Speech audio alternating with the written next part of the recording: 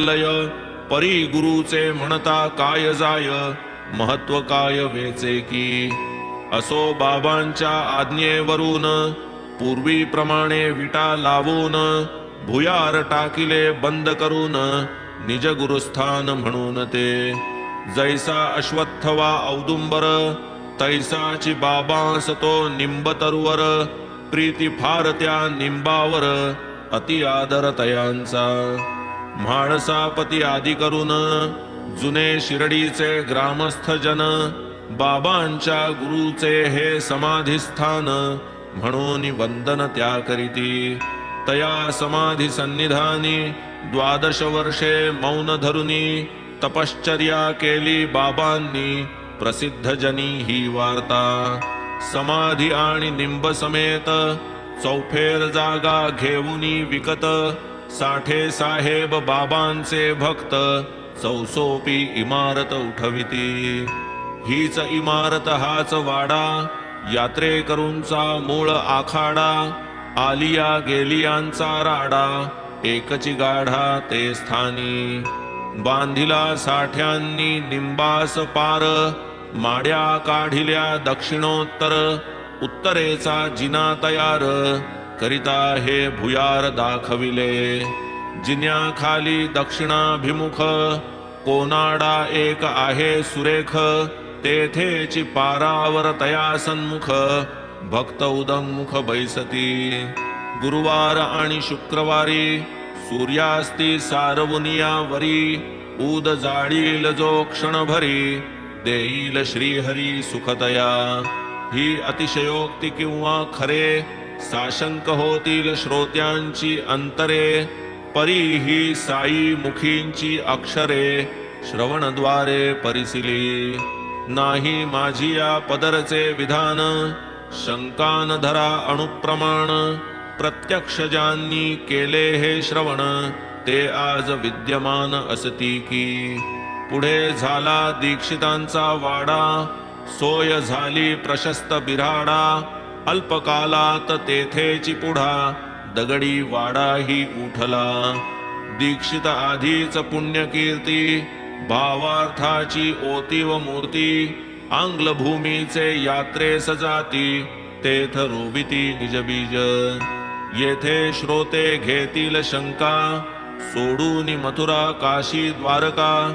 धर्मबाह्य जी आंग्ल भूमिका, परमार्थदायका कैसी पा. श्रोत्यासी शंका ही साहजिक, निरसिता ती वाटेल कौतुक. विषयांतर घडेल अल्पक, क्षमा सकळिक करीतील. काशी प्रयाग बद्री केदार, मथुरा वृंदावन द्वारकापूर. इत्यादी यात्रा पुण्यनिकर, पदरी पूर्वीच तयांचे. शिवाय वडिलांची पुण्याई, धन्य भाग्याची अपूर्वाई. सर्व पूर्वार्जिताची भरपाई, जाहले साई दर्शन. या दर्शन आदी कारण, प्राक्तनीचे पांगुडपण. आंग्ल भूमीत असता जाण, पाय निसरून जाई आले. दिसाया दिसला जरी कुयोग, तरी परिपाके गुरुपुष्य योग. तेणे फळला सदुद्योग, अलभ्य संयोग साईंचा. चांदोरकरांची गाठ पडली, साईंची कीर्ती करणी आली. म्हणती पहा दर्शन नभाळी, जाईल पांगुळीक तात्काळ. परी हा पायांचा लंगडेपण, दीक्षित न मानित उणेपण. खरा लंगडेपण तो मना, घालवा म्हणाले साईंस. त्वचा रुधिर मांस हाडा, समुदाय नरदेहाचा सांगाडा. हा क्षणभंगुर संसार गाडा, पाय लंगडा राहो की. 1909 सन, महिना नोव्हेंबर तारीख 2. दीक्षितांसी तै पुण्य पावन, साई दर्शन आरंभी. मग ते पुढे त्याच वर्षी, पुनश्च गेले डिसेंबर मासी. शिर्डीस श्रींच्या पुनर्दर्शनासी, व्हावे रहिवासी मन झाले. काढावे 25 शेर, बांधावे एक पत्र्याचे छप्पर. यात्रे करू सही सोयीस्कर, प्रथम विचार हा स्फुरला, पुढे बांधावा एक वाडा, ऐसा जाहला मनाचा धडा, पुढील वर्षीच मुहूर्त मेढा, निक्षेप दगडासी पायाच्या. 9 डिसेंबर तो दिन, बाबांचे घेतले अनुमोदन, तोची सुमुहूर्त मानून पाया बंधन सारिले. बोलावूनही येणार नव्हे ते, दीक्षितांचे बंधूही तेथे, ते दिवशी त्याच मुहूर्ते आलेही होते आधीच. श्रीयुत दादासाहेब खापर्डे पूर्वीच आले होते सडे, परवानगी मागता बाबांकडे, कोण साकडे तयाला. परी खापर्ड्या ते घरी जावया, दीक्षिता ते पाया घालावया, जाहल्या या आज्ञा उभया 10 डिसेंबर या दिनी.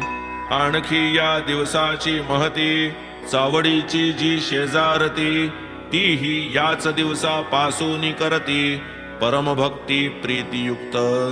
पुढे सन 1911 रामनवमीचा मुहूर्त बरा, साधूनी गृहप्रवेश संस्कारा, विधी पुरस्सर सारिले. पुढे श्रीमंत बुट्टींचा इमला, अलोट पैका खर्ची घातला, देहही बाबांचा तेथ विसावला, पैका लागला सार्थकी. वाडे झाले 3 आता, जेथे पूर्वी एकही नव्हता, आरंभी साठ्यांचे वाड्याची उपयुक्तता, फारची समजता जाहली. आणिक एक या वाड्याची महती, आरंभी याच स्थानावरती, फुलझाडांची बाग होती, निर्मिली निजहस्ती बाबांनी. बागेची या अल्पकथा, पुढील अध्यायी येईल वर्णिता, हेमाड साई चरणी माथा, ठेवी श्रोता समवेत. वामन तात्या घडे पुरवीत, साई समर्थ पाणी शिंपीत, उखर जागी बाग उठवीत, पुढे ते गुप्त जाहले. पुढे औरंगाबादे पाशी, चांद पाटील भेटले त्यासी, लग्नाची या वऱ्हाडासी, आले शिर्डीसी मागुते. पुढे देवीदासाची भेट, पडली जानकी दासाची गाठ, गंगागीरांची दृष्टादृष्ट, मिळाले त्रिकूट शिर्डीत. मोहिद्दीन सवे कुस्ती, तेथून मग मशिदी वस्ती, जडली डेंगळ्या लागी प्रीती, भक्त भोवती मिळाले. या सर्व कथा वार्तांचे कथन, होईल पुढील अध्यायी श्रवण. आता हेमाड साईसी शरण, घालीत लोटांगण अनन्य. स्वस्ति श्री संत सज्जन प्रेरिते, भक्त हेमाड पंत विरचिते, साई समर्थ सच्चरिते, साई समर्थ अवतरणं नाम चतुर्थोऽध्यायः संपूर्णः. श्री सद्गुरु साईनाथार्पणमस्तु. शुभं भवतु. श्री सच्चिदानंद सद्गुरु साईनाथ महाराज की